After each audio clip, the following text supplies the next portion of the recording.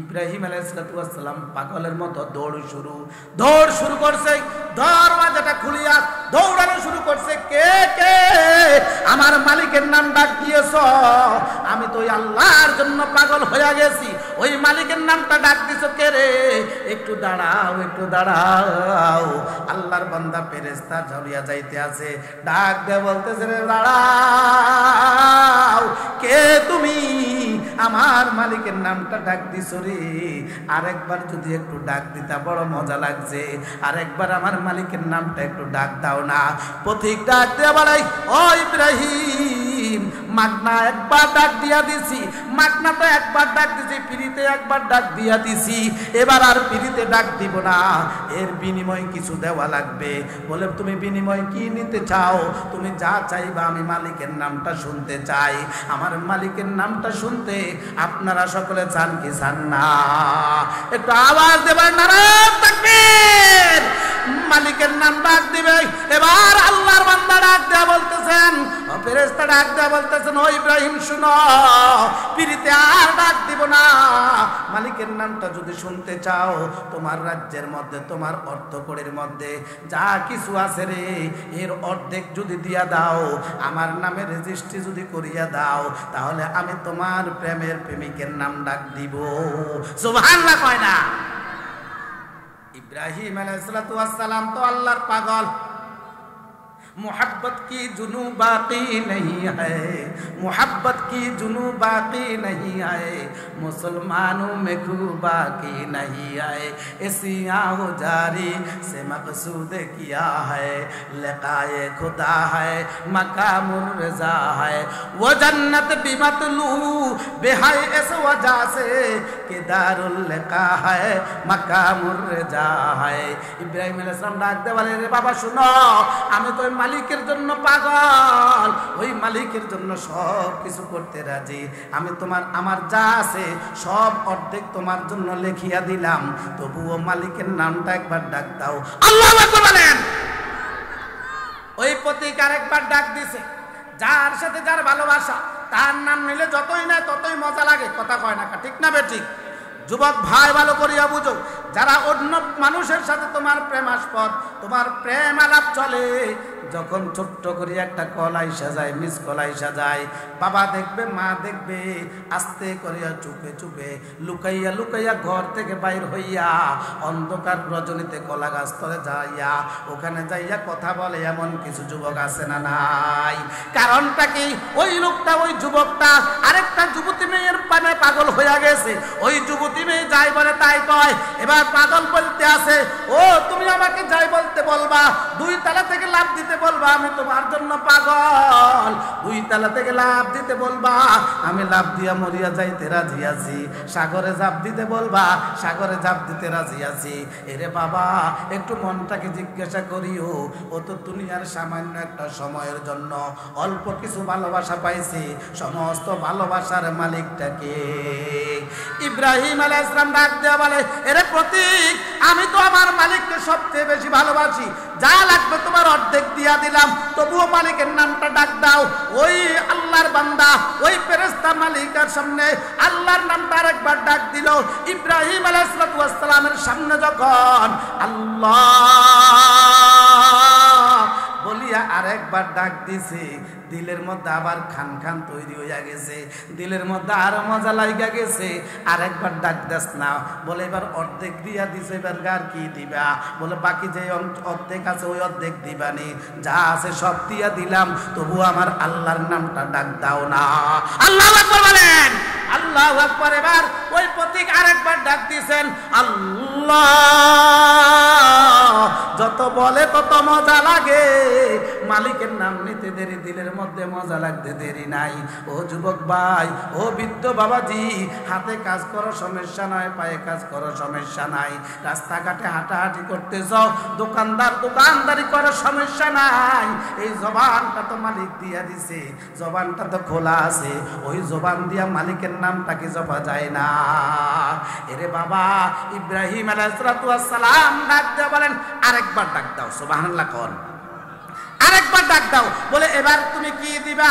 তোমার অর্ধেক প্রথমবার দিলা, দ্বিতীয়বার আর অর্ধেক দিয়া দিলা, এবার তুমি কি দিবা?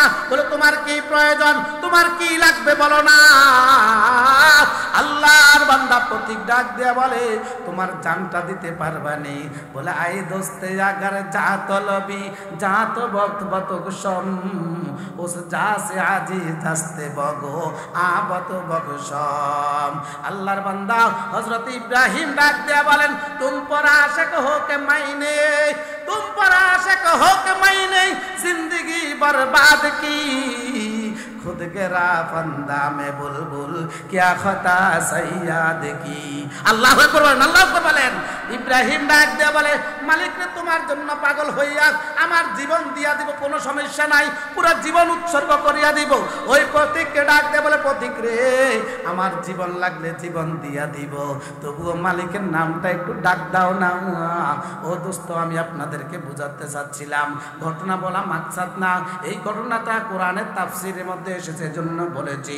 আল্লাহ পাকের নবী আল্লাহ পাক রব্বুল আলামিন বলেন ইজা যুকিরাল্লাহ ওয়াজিলাত কুলুবুহুম। এক নাম্বার আমি আল্লাহর নাম যখন তোমার কানে বাজবে, দিলের মধ্যে একটু ধাক্কা লাগলে তুমি প্রকৃত ঈমানদার। বলেন সুবহানাল্লাহ। প্রকৃত ঈমানদার তুমি যখন তোমার সামনে আমি আল্লাহর নাম নিতে দেরি, তোমার দিলের মধ্যে ধাক্কা লাগতে দেরি নাই। ও দোস্ত সেই আল্লাহর নামকে নিয়ে কটূক্তি করবে, আল্লাহর সাথে বেয়াদবি করবে, আল্লাহর কোরআনকে নিয়ে বেয়াদবি করবে, ইসলামকে বেয়াদবি করবে, এরকম নব্য নাস্তিক আমরা আর দেখতে চাই না। কথা বলেন ঠিক না বেঠিক? বাংলার জমিনের মধ্যে আল্লাহু আকবার ৯২% মুসলমানের রাষ্ট্রে আমার আল্লাহকে নিয়ে কটূক্তি করবে আর রাস্তা দিয়ে চলবে, অন্তত মুসলমানের এক ফোঁটা রক্ত থাকতে আমরা সহ্য করব না। কথা বলেন ঠিক না বেঠিক? সামনের অবস্থাও খুব হুঁশিয়ার হইয়া যাও। এতদিন পর্যন্ত বুকের মধ্যে তালা লাগাইয়া রাখছো, আর কোন তালা লাগানো ওয়ালা মানুষ আমরা আর দেখতে চাই না। কথা বলেন ঠিক না বেঠিক? সম্মানিত উপস্থিতি, এবার আসেন আল্লাহ পাক রব্বুল আলামিন বলেন এক নাম্বার গুণ, আমি আল্লাহর নাম শুনছো, দিলের মধ্যে তোমার ধাক্কা লাগছে, দিলের মধ্যে একটু আওয়াজ লাগছে, দিলটা মজা লাগছে, বুঝা গেছে তুমি প্রকৃত ঈমানদার। ২ নম্বরে যাচ্ছি, দোস্ত লম্বা করার সময় নাই। আল্লাহ পাক রব্বুল আলামিন বলেন ওয়া ইযা তুলিয়াত আলাইহিম আয়াতুহু যাদাতুহুম ঈমানা।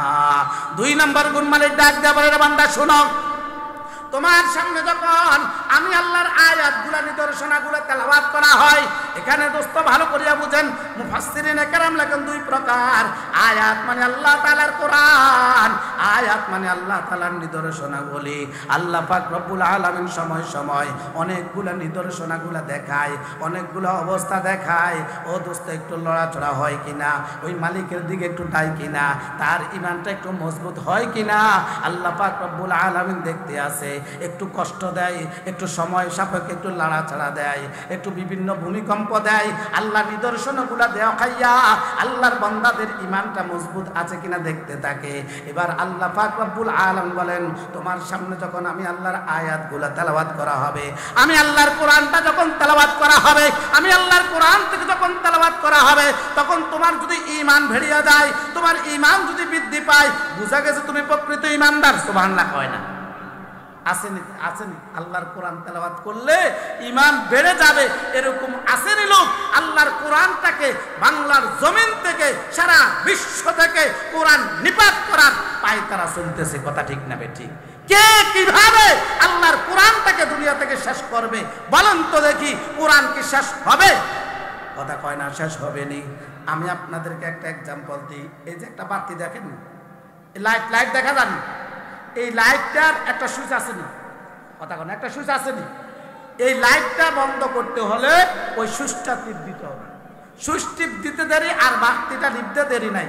আর আমি যদি এখানে বৈশা যদি ফু দি বলেন বাতিকে নিবে নি? কথা কয় না, বাতি নিবে? আল্লাহ পাক রব্বুল আলামিন বলেন আমি আল্লাহ পাক রব্বুল আলামিন কোরআন নামক যে বাতি জ্বালাইছি, এই বাতির সুইচটা আমি আল্লাহর কাছে রেখে দিয়েছি। সুবহানাল্লাহ। আমি আল্লাহর কাছে সেই বাতির সুচ। সুতরাং যদি কেউ নিভাইতে চাও আমি আল্লাহর কাছ থেকে সুচটা নিয়ে যাও, তাহলে তুমি নিভাইতে পারবা, নতুবা তুমি চেষ্টা করবা, চেষ্টা বিফল হয়ে যাবে। ওলামায়ে কেরামকে ঘাট লটকাইয়া দিবে বলছিল, এখন নিজের ঘাট লটকাইয়া জেলের হামদাইয়া রয়েছে, আছে না নাই? কথা হয় না। আর দোস্ত, কিছুদিন পূর্বে যার আইনের কারণে নিরীহ মানুষগুলা জেলের মধ্যে ছিল, ওলামায়ে কেরামগুলাকে আয়না ঘরের মধ্যে ঢুকাইয়া রেখেছিল, ওই আইনমন্ত্রী এখন যখন যায় মানুষ পচা ডিম মারে, আছে না নাই? এ দোস্ত খবরদার, এখান থেকে শিক্ষা গ্রহণ করো।